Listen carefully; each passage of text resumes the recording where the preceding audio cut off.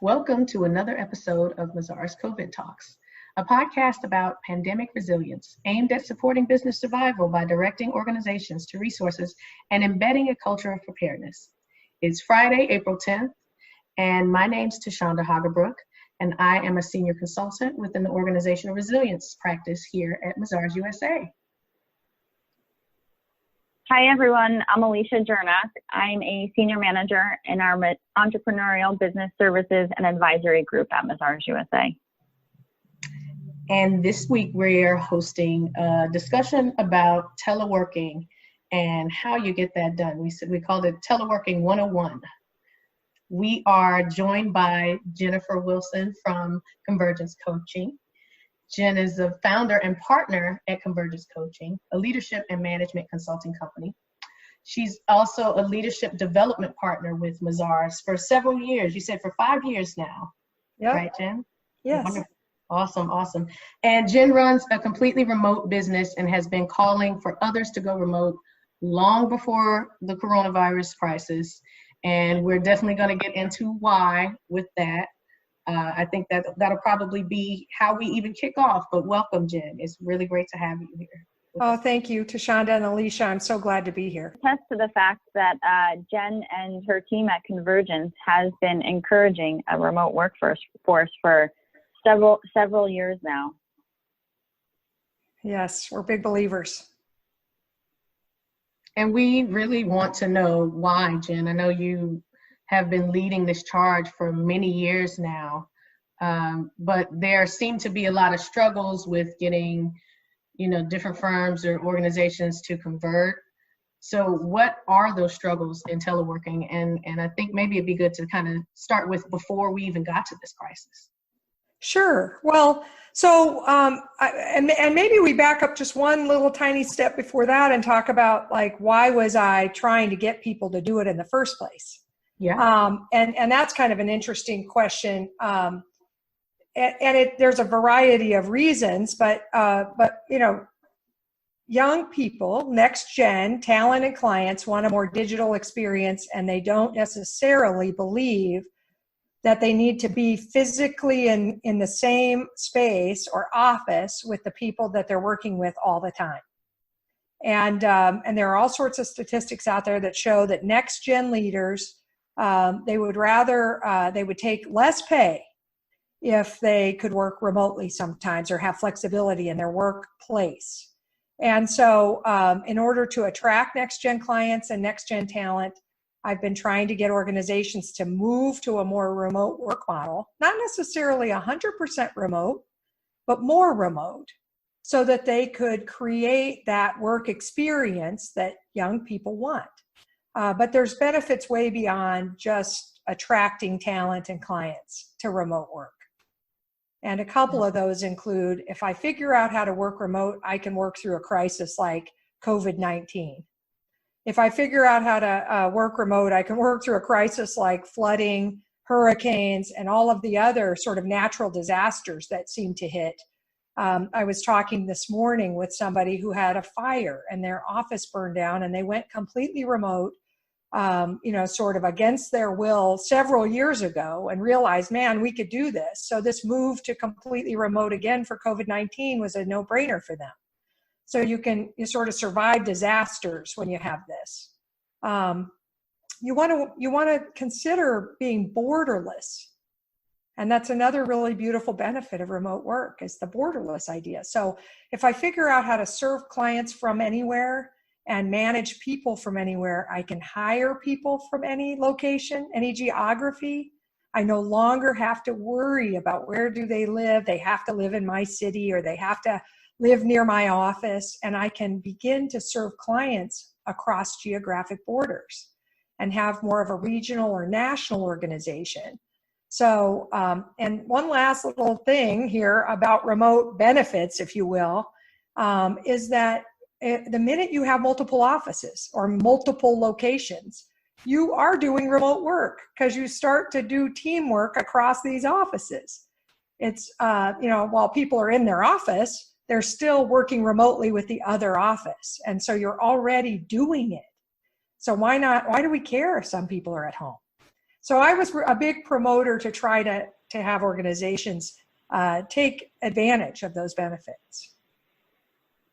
So Jen, how do you overcome the challenges, with a remote workforce of, hiring and training new employees and even, some staff who may not have professional experience? And how do you build that trust and trust that they're doing what they're supposed to be doing while at home and not having them physically in your presence?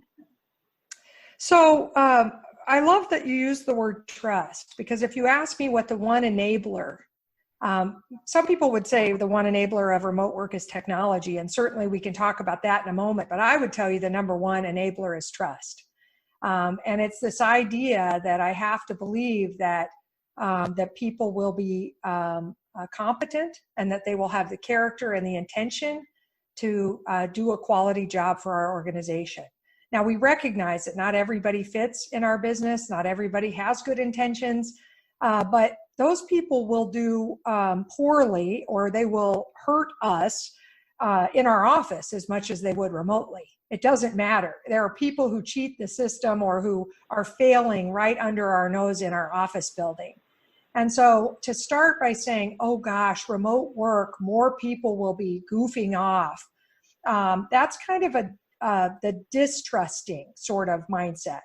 And so in order for remote work to work, leaders have to be trusting. Now that means, those of us who might have been in an audit background, let's say trust and verify. And so, not blind trust, but maybe trust and verify. And the verify starts with clear expectations. Nobody is going to succeed if they don't know what's expected. And so in order for remote work to work, you have to have clear expectations. And that means, here's how your days ought to be structured. Here's when we need to be able to access you. Here are the systems you'll log into so we can reach you. Here is when the expected response time, if I send you an instant message during your expected accessibility times, we need a response by X. So those are what we would call, the expectation setting part of remote work that makes it work. And when we don't have that, then we're like, gosh, I tried to reach you, I couldn't find you. But the other thing is, Alisha, you talked about new people, and this is a common objection in remote work. Like, gosh, how do I hire a total newbie?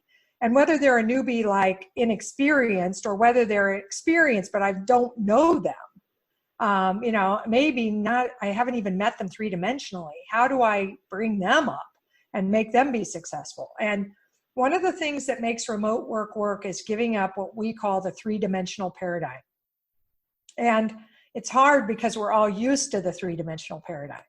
So you have to give up this idea that in order to teach you, I have to be with you. That's false. I can teach you at distance, but I might need technology enabling tools like a Zoom, which we're using to record this podcast, that has shared files. We can share files. We could do collaboration and both edit files. We can use a whiteboard where I can write ideas and you can write on them too. You can show me your calculations. You could share your Excel spreadsheet so I could see the work that you did and help you find your errors. I like to have people picture that I'm going to come up beside you in my chair, like I would roll across a cubicle area in my chair up to your desk. That's what I'm going to do in Zoom. I'm going to roll up in my chair next to you in Zoom, and we're going to spend the day training. And it is a little different that, we're not just going to sit there for 8 straight hours on Zoom. We're going to stop and turn off our video and shut down the platform and go eat lunch. And we want, and maybe we could do that together, but we might be sick of each other and sick of Zoom for a while and video and audio, and we might want to take a break.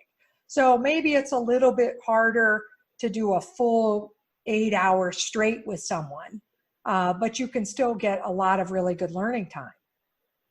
So, we run a completely virtual, completely remote business. We hire people without meeting them. We, of course, meet them in Zoom. Of course, my team interviews them in Zoom. Multiple people talk to them. Of course, we ask for sample deliverables, or we give them assessments that let us see what kind of work they do before they come. And we take a personality assessment, and we do some things like that to understand who they are before we say yes and before they say yes. But you can do it successfully. It's just we have to give up old norms. The old story kind of screws us up from thinking about and innovating new ways of doing it remotely or at distance. Yeah, it's interesting. I think, for me personally, I love remote working. I've been working remotely 1 to 2 days a week, pre-crisis as well. But I've seen, I think it's a mindset change, because I've seen leaders who, yes, are reluctant to take on, working remotely and using the technology that we have today to share screens, and, that we really truly do have the same capabilities as if we're sitting next to someone, like you mentioned. But I've also experienced pushback, at the staff level, and I've seen challenges there, and I've had people, call and, say that they were unable to do something because I was not physically present. So I think, we're talking here about leaders and changing mindsets of leaders, but I think it truly is, across all levels that we really need to work to shift that mindset. And unfortunately today, I think everybody was forced, but hopefully this means, change and more flexibility in the future for everyone. I think you make a great point about the staff resisting, maybe it's a human resistance, not a leadership resistance. Our mind tries to go back to the old way, right? It's used to something. And so I always tell people that if you're working remotely, it's your responsibility to change the way the people you work with think. And so, setting regular check-ins with the staff, having them experience shared files and whiteboarding and that sort of thing, having them try to access you every day, and setting it up as a test, saying, hey, I know that you're going to wonder if you can access me. So let's you and I touch base every morning at 8:30, Monday, Wednesday, and Friday for the next couple weeks, so you could get used to just getting on with me quick. I want you to send me a message in Teams or in Jabber or whatever your platform is, and then we'll jump right on video, and you can see how easy it'll be for you to just, walk up to my office and say, do you have a minute? I want you to test that with me. So I think it's our responsibility, instead of just telling them, hey, try that sometime if you ever need me, you make them try it. And then they realize, oh, this is super easy. And it removes the excuses. And I think that that's what we have to do is there are lots of objections and misnomers that remote people have to teach others that those things are false. And so I really view that as our responsibility. Now, yes, everybody's remote because of COVID-19. That's a really interesting thing. I certainly never wanted everybody to go remote on a light switch flip and without any preparation or real thought to the process necessarily. I think our nation just had to flip, and I wouldn't have brought that upon us. But I do think there will be some wonderful ahas. I'm hearing it already. People are saying to me, my gosh, I don't know why we have so much office space. Why are we spending so much on leases? We can definitely have more people work remotely. They've been asking for it for years. Why have we been resisting it? We have all this expense in office buildings and furniture and all this stuff that we really don't need. So I think there have been some big ahas. I also think that there have been some people who are struggling. And there are two folks, two prototypes, if you will, types of folks that struggle, I think, most right now in this kind of court-ordered remote work. And the first is the folks that aren't that comfortable with technology. And they were used to leveraging an assistant or a next-gen talent or an IT person to help them with all their technology. And now they're kind of trapped in their house and they're forced to figure it out. And it's very frustrating for them. And I feel terrible that they're experiencing that. And I view it as our responsibility to find out who's who's struggling and to see what we can do to help those of us who've already been working remote, those of us who already are comfortable with the technology, to get on the phone with them and allow them to be vulnerable and say where they're challenged, because most everybody can use the phone, right? So we could get on the phone and say, hey, how are you doing with the tech and how could I help you? Is there anything I could walk you through or show you? They call that, upward mentoring when you're doing that with somebody above you, where you say, hey, listen, I know that you have not worked remotely and I have. And I wonder if I could help you with anything and show you how to get into Zoom and how to set the features and how to use different functions and how to plug in your video camera and that sort of thing. So I think the technologically challenged are struggling and hate this. And this is a good chance for us to bring them along.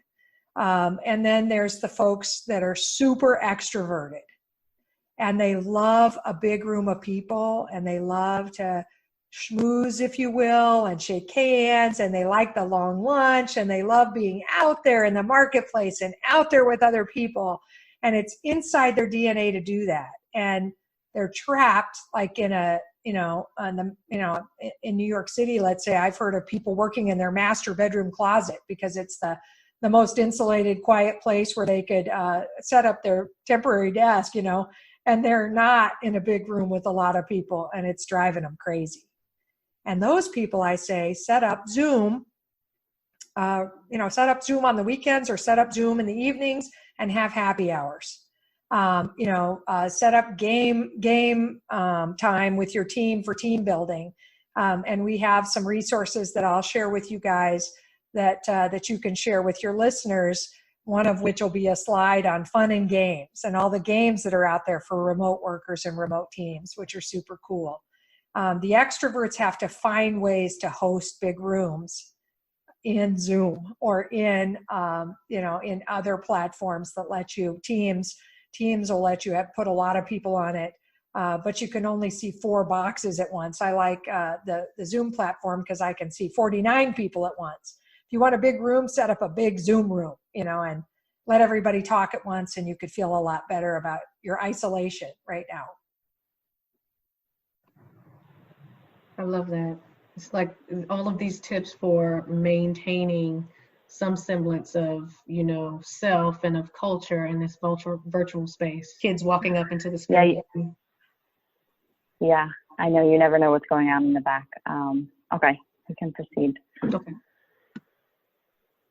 So yeah, that was all really great advice. I really enjoyed everything that you shared with us, Jen. I know at Mazars, we have different teams and, we're meeting every night. I have a group that we're meeting every night at 8 p.m. We have done a few virtual happy hours ourselves.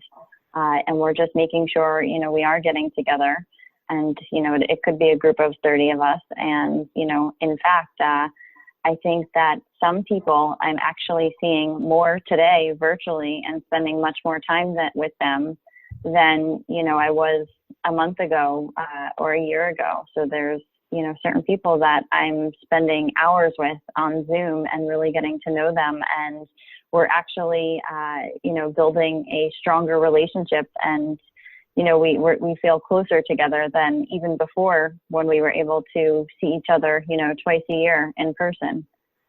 So it's interesting.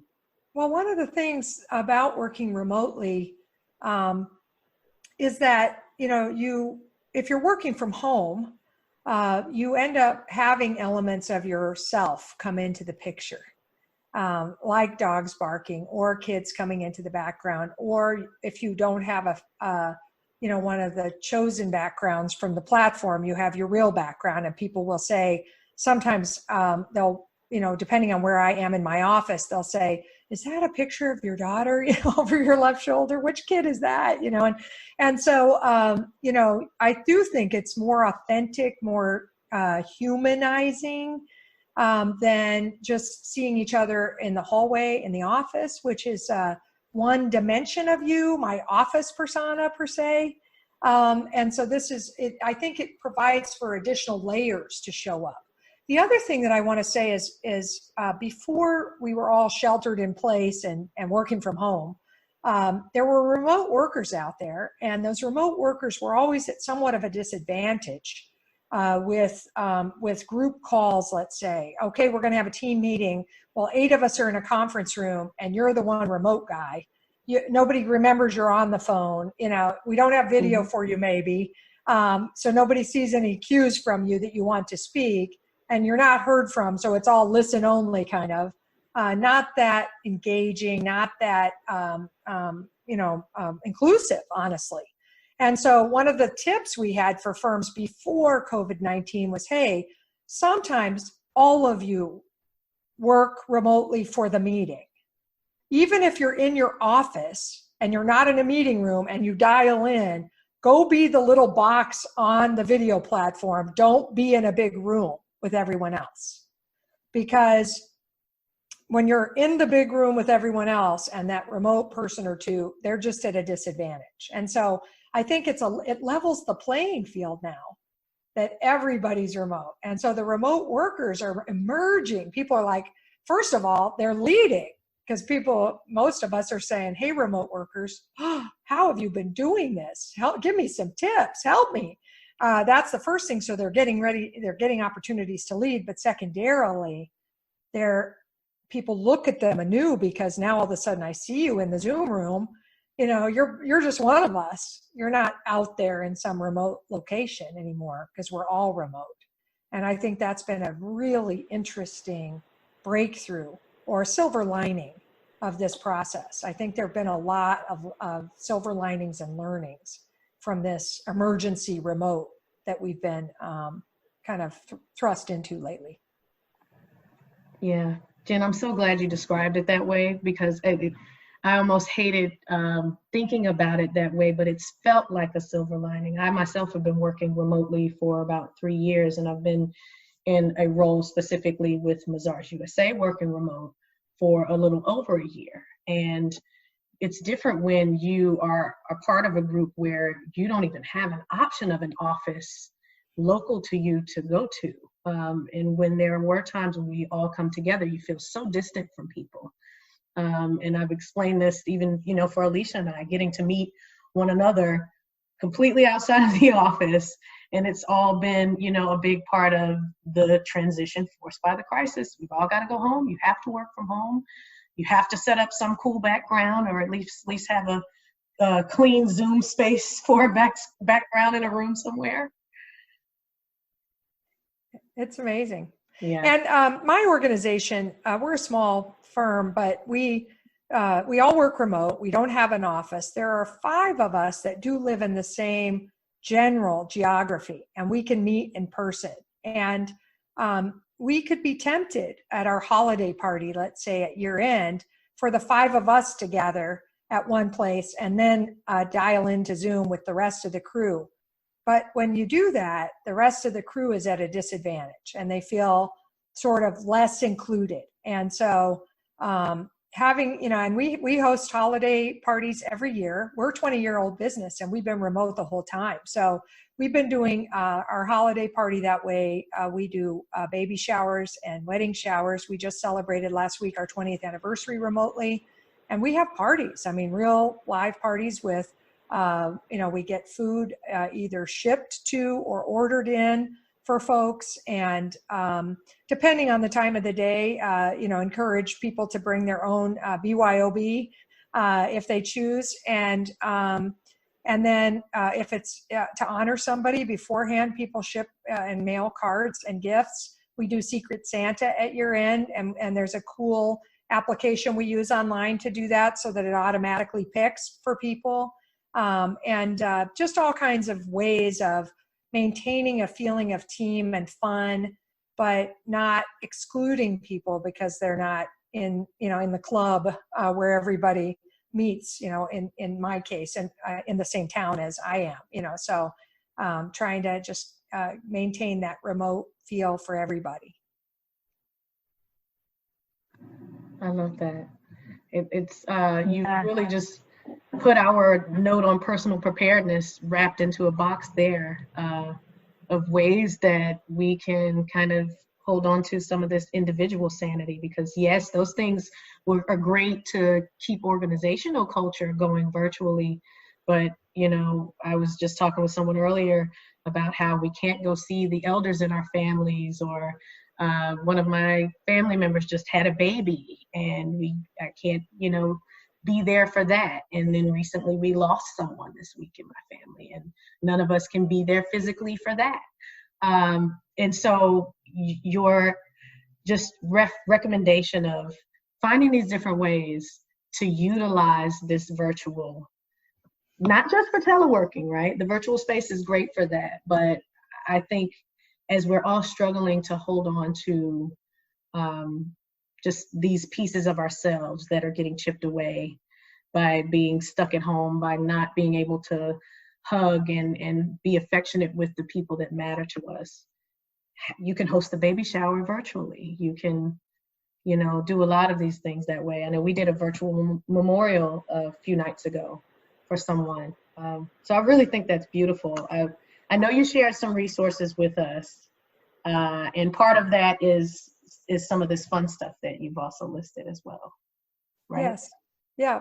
We have a tool set that we made available right away after COVID-19. We pulled together some of our remote work tools, resources, articles that we use to help other people sort of get out there.